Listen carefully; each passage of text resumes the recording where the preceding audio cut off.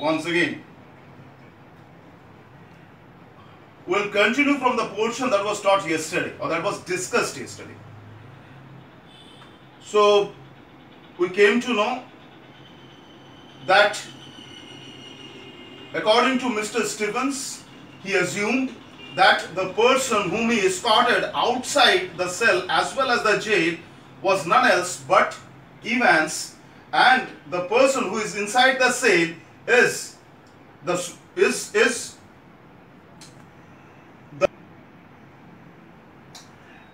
post understanding the situation. What he does is he contacts the governor of HM prison Oxford and tells him regarding the entire incident.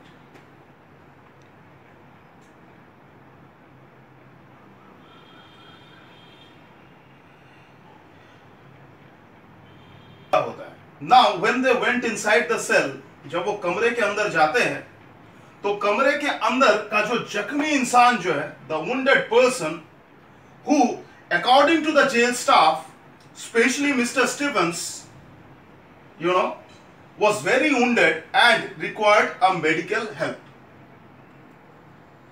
जब Stephen's और jail के जो बाकी staff है, जब वो लोग इस सलाखों के पीछे जाते हैं, जब उस सेल के पीछे जाते हैं, तो उन्हें वो जख्मी इंसान इतना ज्यादा जख्मी और इतना ज्यादा घायल मिलता है कि उन्हें लगता है कि इस आदमी को हॉस्पिटलाइज करना पड़ेगा, इसे मेडिकल एड की आवश्यकता है क्योंकि ये बहुत ज्यादा जख्मी है, खून से लथपथ है. बट ये जो जख्मी इंसान जो according to the jail staff कौन है सुहेल आजम, कौन है ये? मैक्लेरी उन लोगों को, जेल के लोगों को बोलता है कि वो बिल्कुल सही है, उन लोगों को इवांस के पीछे भागना चाहिए. मतलब किसके पीछे भागना चाहिए? जिसे मिस्टर स्टीफेंस ने जेल का बाहर का रास्ता तक छोड़ के आया, उसे भागना चाहिए, उसके पीछे भागना चाहिए, उसे भाग के रोकना चाहिए. I think this is understandable for everybody. Right. Now what happens is the person who was inside the cell gets hospitalized. Okay. के अंदर का जो आदमी है उस आदमी को हॉस्पिटलाइज कर दिया गया. अब क्या हुआ? दो लोग जेल के बाहर निकल गए, एक हॉस्पिटल निकल गया और दूसरा ऑलरेडी जेल के बाहर है क्योंकि उसको जेल के बाहर का रास्ता कौन दिखाया? मिस्टर स्टीवंस ऑलरेडी उसको जेल के बाहर तक छोड़ के आए. तो सेल के अंदर जो दो लोग थे, एक था इवांस और दूसरा था मैक्लेरी, ये दोनों के दोनों ही अब जेल के बाहर है. Right? Any confusion? No confusion. Very good. Now,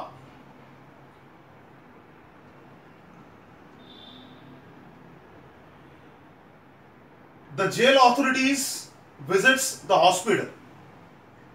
अब हॉस्पिटल में उन्हें किनसे मुलाकात होना चाहिए?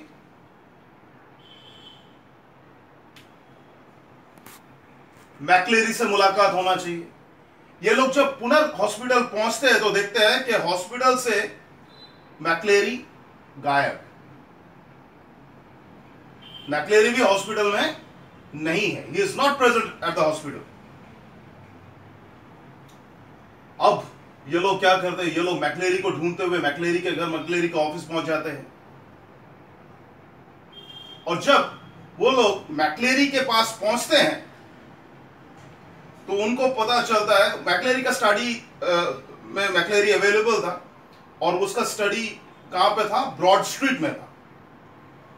जब वो मैक्लेरी के दफ्तर पहुंचते हैं, कौन पहुंचता है? जेल का स्टाफ. जब मैक्लेरी का दफ्तर पहुंचते हैं तो उनको पता चलता है कि 8:15 से ही मैक्लेरी वहीं पे मौजूद था. 8:15 से मैक्लेरी वहीं पे मौजूद था. अब ये जो पेच है, ये जो कंफ्यूजन है, ये गवर्नर के दिमाग में क्लियर हो जाता है. क्या क्लियर हो जाता है? आप लोग सोचो और बताओ क्या क्लियर हो जाता है? गवर्नर के दिमाग से अब जो भी कंफ्यूजन है, जो भी मॉडल है, वो सब कुछ क्लियर हो जाता है। मतलब क्या होता है?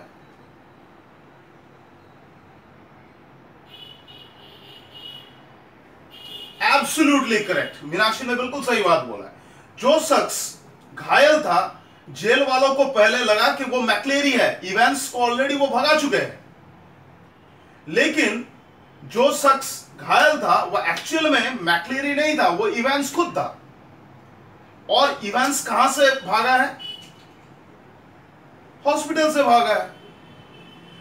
ये उन लोगों को कहां कैसे पता चला कि वो हॉस्पिटल से भागा है? क्योंकि मैक्लेरी को जहां होना चाहिए, और there is no confusion regarding McCleary. The confusion is the person who escaped from the hospital as well as from the jail was none else but Evans. यहां तक क्लियर है? Any confusion? Now,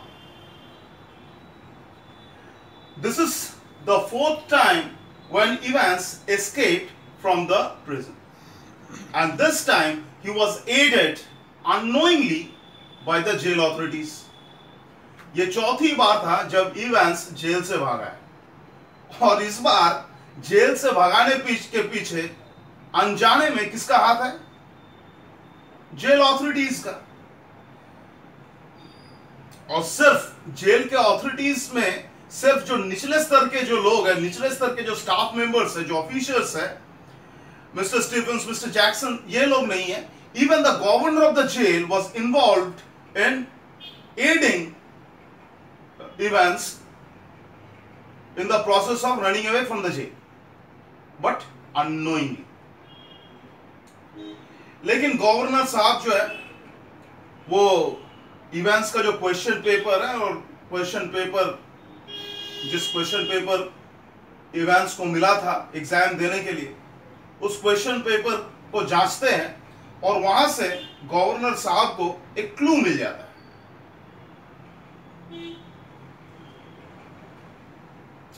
जिस question paper को देखते हुए events ने exam दिया था, उस क्वेश्चन पेपर को जांचा जाता है। और ये जो गवर्नर साहब है, ये गवर्नर साहब उस क्वेश्चन पेपर को जब जांचते हैं तो उनको एक क्लू मिलता है। उस क्लू के बलबूते, उस क्लू पे के मदद से वो लोग इवेंट्स को पुनर्दबोचने में कामयाब हो जाते हैं, और इवेंट्स को वो लोग एक होटल से पकड़ लेते हैं। And they said that the game was over. मतलब इवेंट्स जो चौथी बार जेल से भागा था, वो पुनर्पकड़ा जाता है। जेल से निकल कर हॉस्पिटल गया, हॉस्पिटल से वो भाग गया, ठीक है। गवर्नर साहब को पता चला कि असली जो मसला है वो क्या है। वो इवेंट्स का पेपर मंगवाते हैं, उस पेपर को जांचते हैं, और पेपर में वो जो क्वेश्चन पेपर जो इवेंट्स को मिला था, उस क्वेश्चन पेपर में एक क्लू था। उस क्लू को उस क्लू को जो पजल है, उस पजल को क्रैक करते हैं, और फिर वहां से उनको एक जरिया मिल जाता है, और उसके मदद से इवेंट्स को वो लोग पकड़ लेते हैं एक होटल से। और जब इवेंट्स पुनर्पकड़ा जाता है तो गवर्नर साहब और जेल के ऑथोरिटीज इवेंट्स को बोलते हैं, तुम्हारा खेल खत्म हो चुका है, you are caught now.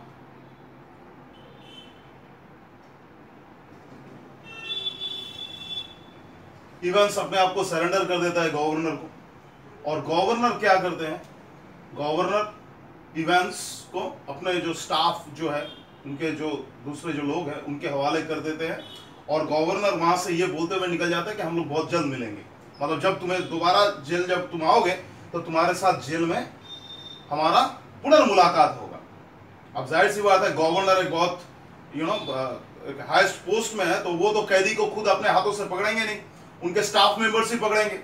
Governor साहब ने क्या किया? इवेंट्स को पकड़ा होटल से, और इवेंट्स जब अपने आप को सरेंडर करता है, गवर्नर साहब इवेंट्स को अपने जो स्टाफ मेंबर्स हैं उनके हवाले करके इवेंट्स को ये बोलते हैं कि हम लोग जल्द मिलेंगे, ये बोलते हुए वहां से निकल जाए, ठीक है।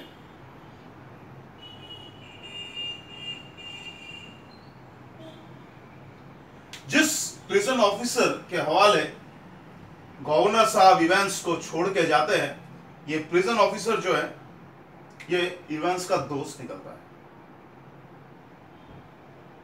और अब इवेंस अपने दोस्त के सहारे वहां से भागने में कामयाब हुए। Clear?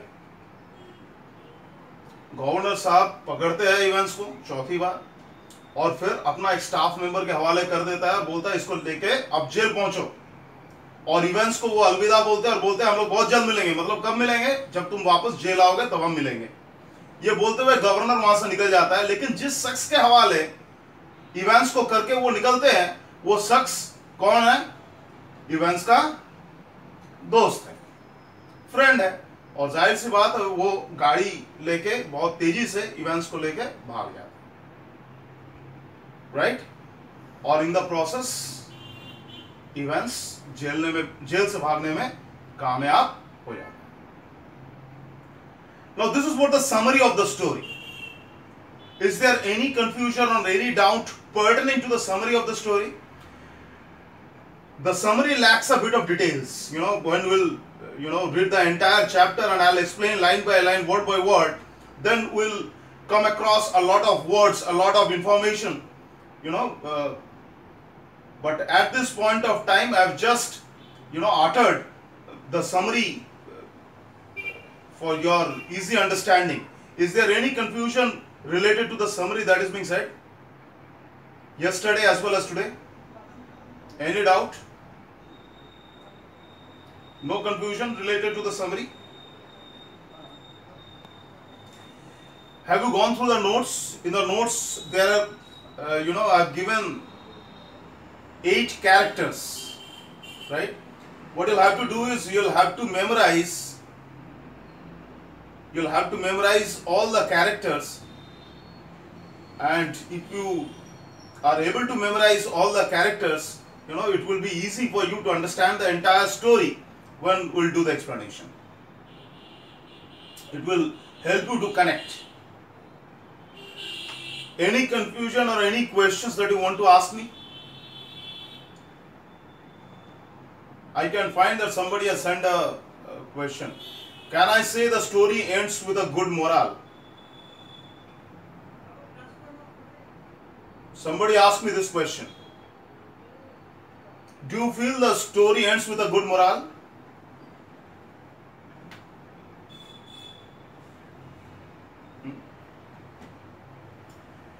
Anybody feels? The person who questioned me is answering no, sir. Absolutely correct. The story doesn't end with a good morale. According to me also, the story doesn't end with a good morale. Because, Evans is a fugitive. He is a criminal. And he should always be behind the bars. It's very sad that the lawmakers as well as the caretakers of law are very weak to restrain or stop Evans from being a fugitive. अगर हम इस story को देखेंगे तो हमको बहुत बुरा लगेगा, क्योंकि अगर हमको बुरा इसलिए लगेगा क्योंकि ये हम लोगों का सोच है कि जो क्राइम करता है, जो क्रिमिनल है, उसको हमेशा सलाखों के पीछे होना चाहिए, उसको हमेशा जेल में होना चाहिए और कानून का हाथ हमेशा लंबा होना चाहिए और मजबूत होना चाहिए। लेकिन जब हम देखते हैं कि एक क्रिमिनल का कॉम्पिटेंसी, एक क्रिमिनल का कंपैटिबिलिटी, एक क्रिमिनल का काबिलियत इस पुलिस वाले से, इस लॉ गवर्निंग ऑफिसर्स से ज्यादा उम्दा है, ज्यादा बेहतर है, तो हमको वाकई में दुख पहुंचता है। आइडियली ये जो लॉ के जो प्रोटेक्शन, लॉ को प्रोटेक्ट करने का जो जिम्मेदारी जिन लोगों के पास है, उनका दिमाग एक क्रिमिनल के दिमाग से ज्यादा शार्प होना चाहिए, ज्यादा एक्टिव होना चाहिए, लेकिन ऐसा नहीं है। इवन हमें एक चीज और ज्यादा तकलीफ पहुंचाता है, वो ये है कि यहां पे भरोसे को तोड़ा जाता है। एक शख्स क्रिमिनल का दोस्त होता है जिसके ऊपर गवर्नर भरोसा करके इवेंट्स का कस्टडी छोड़ के जाते हैं। मतलब ये जो गवर्नमेंट ऑफिसर्स है, ये जो प्रिजन ऑफिसर्स है, वो भी एक क्रिमिनल के साथ मिला हुआ है। ऐसा नहीं होना चाहिए, ऐसा बिल्कुल भी नहीं होना चाहिए, लेकिन ऐसा हुआ है। सो we can never say that this story ends with a good morale. एक क्रिमिनल का जीत कभी नहीं हो सकता है। क्रिमिनल को हमेशा हारना पड़ेगा, कानून के आगे उसे हमेशा हारना चाहिए।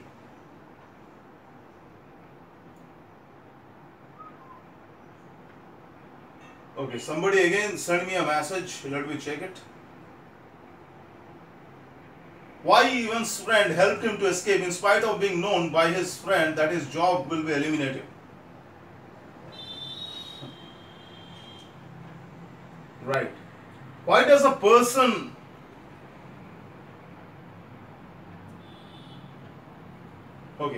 a person is involved in a job for a reason and it's always for remuneration.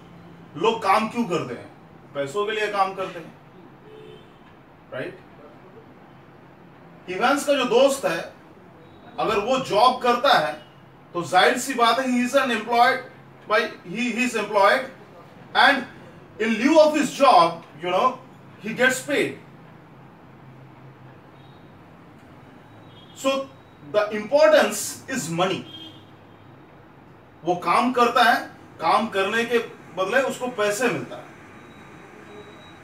ऐसा हो सकता है इवेंट्स को भगाने के वजह से उसको पैसे ज्यादा मिले, जो बेनिफिट वो जॉब से कमाता है उससे कई गुना ज्यादा बेनिफिट उसे इवेंट्स को भगाने से मिले।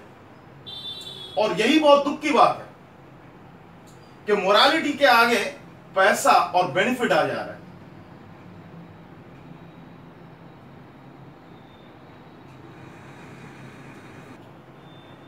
Lakshmi Kumari asks me a question, sir. What is the clues left behind on the question paper? We'll definitely discuss about the clues when we'll explain the entire chapter line by line, para by para, word by word. Right? Let's not talk about it. I have just given you the brief of the entire story for your easy understanding, because this is a very long one, right? So when we'll explain the story, you shouldn't feel bored. And that is the reason why I've told you the entire story at the very first instance. And, we'll do the explanation from tomorrow onwards. Any more question? Any more muddle? Any more confusion? Anything I may assist you with?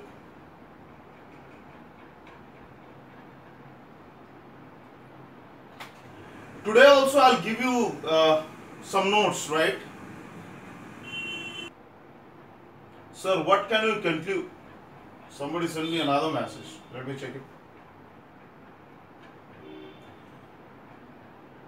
Sir, what can you conclude from the story?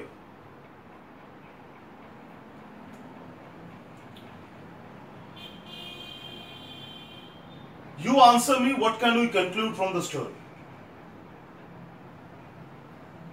कहानी तो मैंने आप लोगों को बता दिया, अब आप लोग बताओ इस स्टोरी से हम लोग क्या कंक्लूजन निकाल सकते हैं, इस कहानी का क्या निष्कर्ष? You tell me.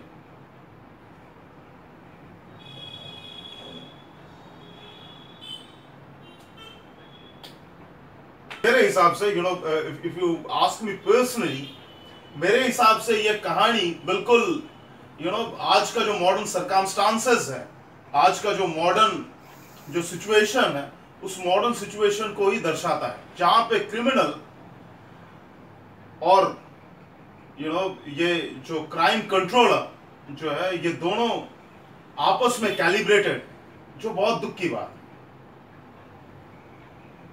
The crime controller should always try and oppose a criminal from performing a crime. लेकिन इस कहानी में ऐसा नहीं होता है। जो क्राइम कंट्रोलर है, उसकी काबिलियत, उसका सोचने का क्षमता, उसका एक्टिवनेस हमेशा एक क्रिमिनल से बेहतर होना चाहिए। लेकिन अफसोस की बात है, इस कहानी में ये नहीं है। We'll obviously discuss about this one will explain the entire story. आज के लिए इतना ही रखते हैं। Thank you so much for your time.